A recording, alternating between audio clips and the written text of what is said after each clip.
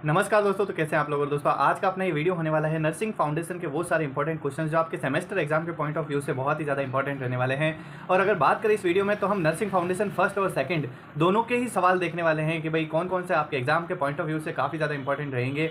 और साथ ही साथ मैं आपको बता दूं, नर्सिंग फाउंडेशन एक ऐसा सब्जेक्ट है जो आपकी पूरी नर्सिंग के अंदर चारों साल काम आने वाला है। एक सबसे बेसिक और फंडामेंटल सब्जेक्ट जिसको आपको हमेशा सबसे अच्छे से पढ़ना ही है, चाहे एक टॉपर स्टूडेंट हो, चाहे एवरेज स्टूडेंट हो, या फिर आप बिलो एवरेज हो। आपको इस सब्जेक्ट को बहुत ही अच्छे से पढ़ना है, क्योंकि अगर आप नर्सिंग कर रहे हो तो इस नर्सिंग का बेस आपको पता होना चाहिए। और जो भी नर्सिंग का बेस है वो आप यहीं से ही सीखोगे, नर्सिंग फंडा से।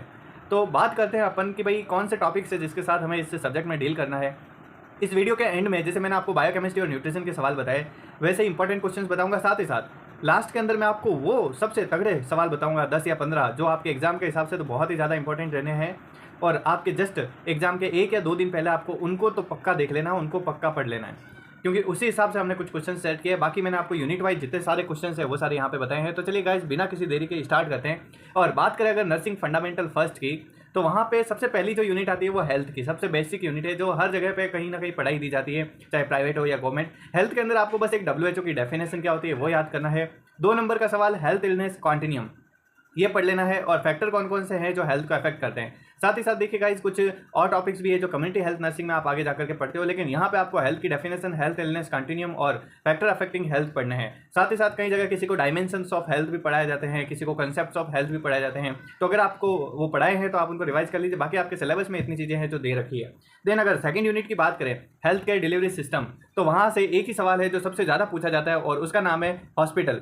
हॉस्पिटल के साथ साथ एक छोटा सा शॉर्ट नोट्स आपको तैयार करना है, हॉस्पाइस केयर क्या होती है। और हॉस्पिटल के अंदर स्पेसिफिकली फंक्शन ऑफ हॉस्पिटल बहुत ही ज़्यादा पूछे जाते हैं। और साथ ही साथ आपको ध्यान रखना है हॉस्पिटल के अंदर स्टाफिंग पैटर्न क्या होता है, कि भाई हॉस्पिटल के अंदर कौन कौन से पर्सोनेल्स है जो काम करते हैं।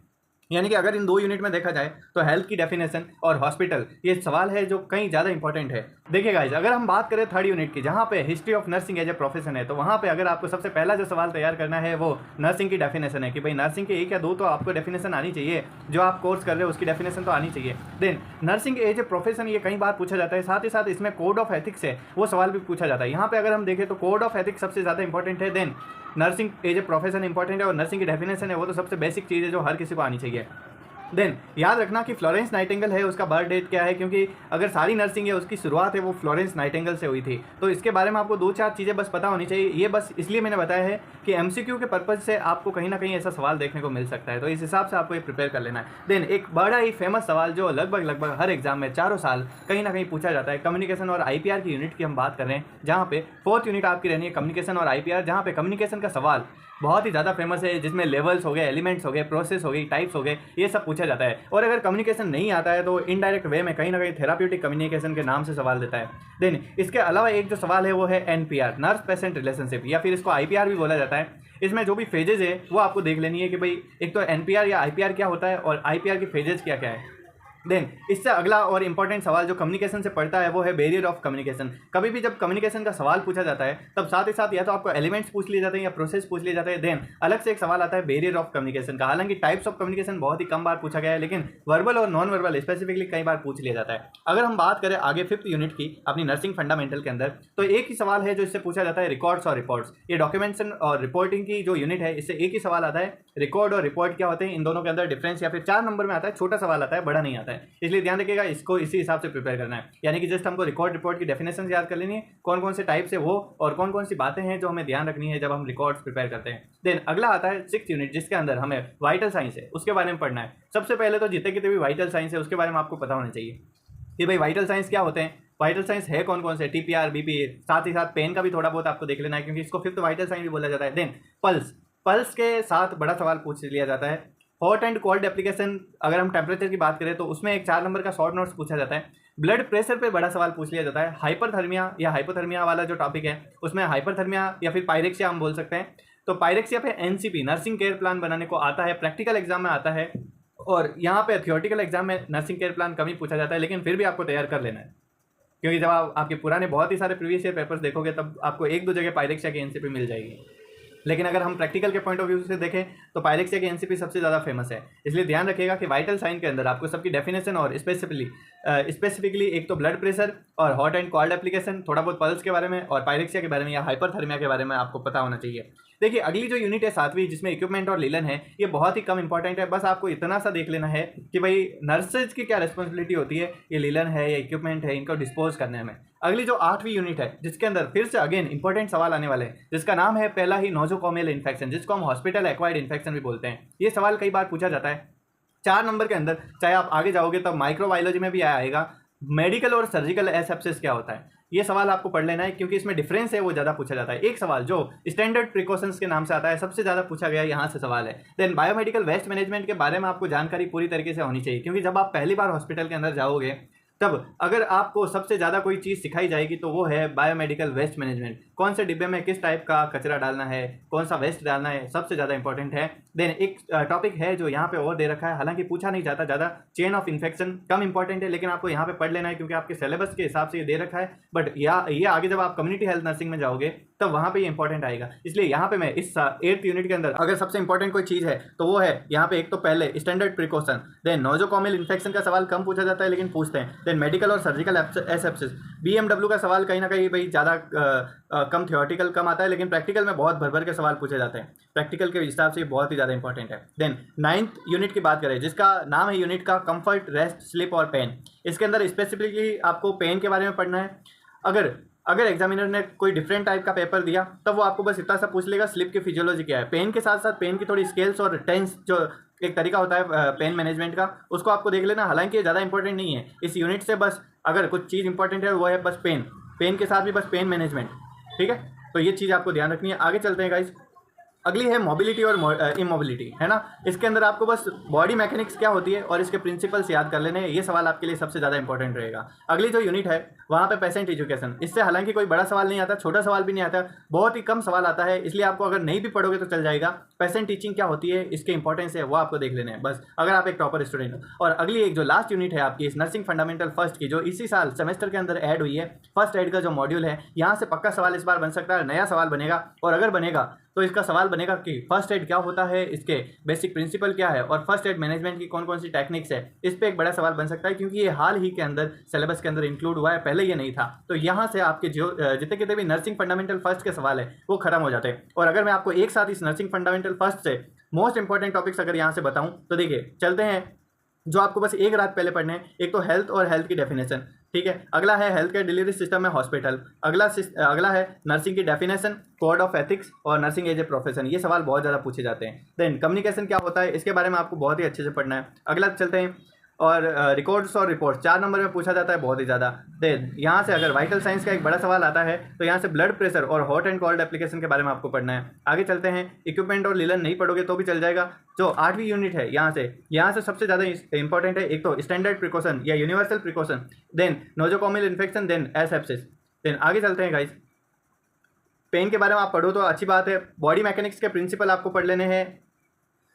बाकी अगर आप इनको नहीं पढ़ोगे और फर्स्ट एड का जो इस बार ऐड हुआ है ये आपको चीज़ पढ़ लेनी है। देन आगे चलते हैं वापस से, ये मैंने आपको जो ज़्यादा इंपॉर्टेंट है वो बता दिया। अब नर्सिंग फंडामेंटल सेकंड के अंदर चलते हैं, जहाँ पे जो आपकी यूनिट है वो स्टार्ट होती है हेल्थ असेसमेंट से। और यहाँ पे अगेन एक one of the most important सवाल है वो यहाँ से बनता है, उसका नाम है फिजिकल एग्जामिनेशन। ये पक्का आता है, इंस्पेक्शन, पाल्पेशन, परकशन, ऑस्कल्टेशन और ऑल्फेक्शन, ये फिजिकल एग्जामिनेशन है और इसके बारे में पक्का सवाल आता है। इसलिए ध्यान रखिएगा कि फिजिकल एग्जामिनेशन तो बिल्कुल पढ़ के ही जाना है। और जब आप वाइवा दोगे तब भी आपको ये चीज़ फील होगी कि फिजिकल एग्जामिनेशन है वो कई बार पूछा जाता है। और जो ज़्यादा सवाल पूछते हैं वो ये भी मैं आपको बता दूं कि एब्डोमेन का जब असेसमेंट करते हैं या पेट का जब असेसमेंट करते हैं तब फिजिकल एग्जामिनेशन का कौन सा तरीका होता है, हम पहले क्या करते हैं बाद में क्या करते हैं, ये सवाल वाइवा में कई बार पूछा जाता है। ये कॉम्पिटिटिव के पर्पज़ का सवाल है या वाइवा का सवाल है। देन आगे बात करें नर्सिंग प्रोसेस, फिर अगेन ये इंपॉर्टेंट सवाल है। जैसे फिजिकल असेसमेंट है उतना ही ज़्यादा इंपॉर्टेंट है नर्सिंग प्रोसेस, कि भाई नर्सिंग प्रोसेस की डेफिनेशन पूछ ली जाती है और नर्सिंग प्रोसेस के अंदर कौन सी प्रोसेस है या क्या क्या आता है, जिसमें assessment, diagnosis, planning, implementation, evaluation, इन सब के बारे में आपको लिखना पड़ता है। अगला देखिए, अगला एक टॉपिक है जो लेस इंपॉर्टेंट है बट ठीक है, आपको बस पढ़ लेना है, न्यूट्रिशनल नीड, थेराप्यूटिक डाइट, जो कहीं ना कहीं आप बायोकेमिस्ट्री और न्यूट्रिशन में भी पढ़ लोगे तो आपका काम हो जाएगा। लेकिन इससे अगला एक हाइजीन का मैं सवाल बताऊंगा जिसका नाम है प्रेशर अल्सर या बेड सोर। ये one of the most important सवाल आपका रहने वाला है इस यूनिट से, प्रेशर अल्सर या बेड सोर, जिसका लगभग 90% चांस रहता है कि आपकी नर्सिंग फंडामेंटल में ये पूछा ही जाता है। देन आते हैं प्रोसीजर्स का एक यूनिट जिसमें एलिमिनेशन नीड के अंदर एनिमा पूछा जाता है। एनिमा 4 नंबर से ज़्यादा नहीं आता है, बहुत ही ज़्यादा लिखाया जाता है लेकिन 4 नंबर से ज़्यादा बड़ा सवाल नहीं आता है, इसलिए ध्यान रखिएगा। एनिमा बस आपको 4 नंबर के हिसाब से पढ़ लेना, अगर आपको टफ लगे तो आप छोड़ भी सकते हो अगर आपके पास समय कम है। देन चलते हैं डायग्नोस्टिक टेस्टिंग के बारे में। ये जो डायग्नोसिस वाला है टूल, ये आपके कहीं ना कहीं पैथोलॉजी या माइक्रोबायोलॉजी से रिलेटेड है, इसलिए इसमें ज़्यादा कुछ चांसेस नहीं है कि भाई पूछा जाए, लेकिन फिर भी आपको स्पुटम कल्चर क्या होता है, LFT जो मैंने आपको पहले उसके अंदर भी बता दिया है बायोकेमिस्ट्री में, देन यूरिन कल्चर है उसके बारे में भी बता दिया है, ठीक है।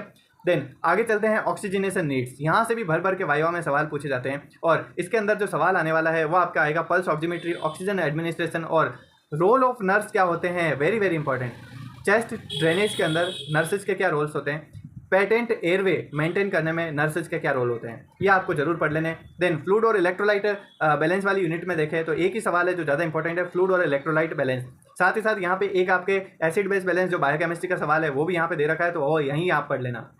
अगला आता है एडमिनिस्ट्रेशन ऑफ मेडिकेशन, वापस एक अगेन मोस्ट इंपॉर्टेंट यूनिट जहाँ से सवाल बड़ा आता है, method of administration of drug. इसके साथ ही साथ आपको राइट ऑफ मेडिकल एडमिनिस्ट्रेशन जरूर पूछा जाता है, इसलिए ध्यान रखिएगा ये सवाल जरूर पढ़ के जाना, एडमिनिस्ट्रेशन ऑफ मेडिकेशन, जिसमें मेथड्स और राइट्स ये दोनों चीज़ें अच्छे से पढ़नी है। एरर आप साथ साथ देख सकते हो अगर आपके पास समय है तो। देन आगे चलते हैं सेंसरी नीड्स में, जिसमें केयर ऑफ अनकॉन्शियस पेशेंट आपको 4 नंबर में पूछा जा सकता है। देन अगले में चलते हैं जहाँ पे टर्मिनल इल पेशेंट की या डाइंग की केयर है वो पूछी जा सकती है। एक्स्ट्रा में अगर मैं आपको बताऊं तो जो 5 स्टेजेस है डाइंग की वो देख लेनी है, और एक ग्रिफ बिरेवमेंट और जो मॉर्निंग है उनको आपको देख लेना।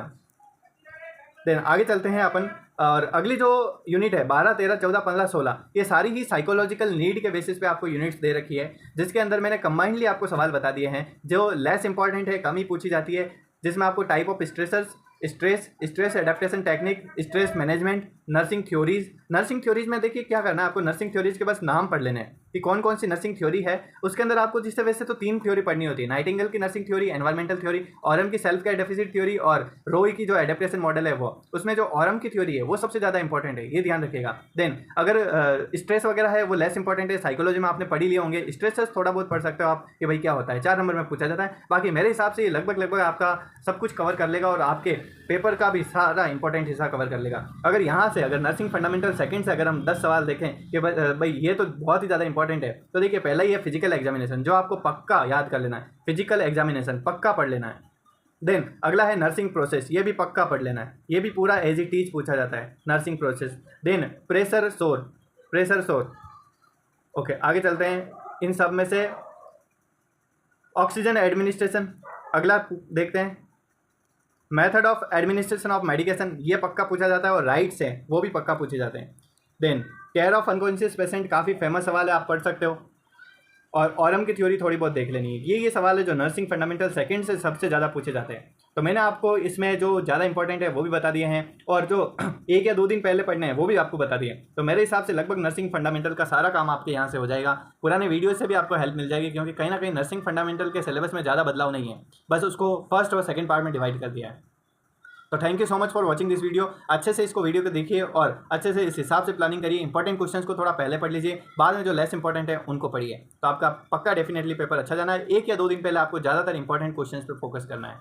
तो थैंक यू सो मच और ऑल द बेस्ट आपके एग्जाम के लिए।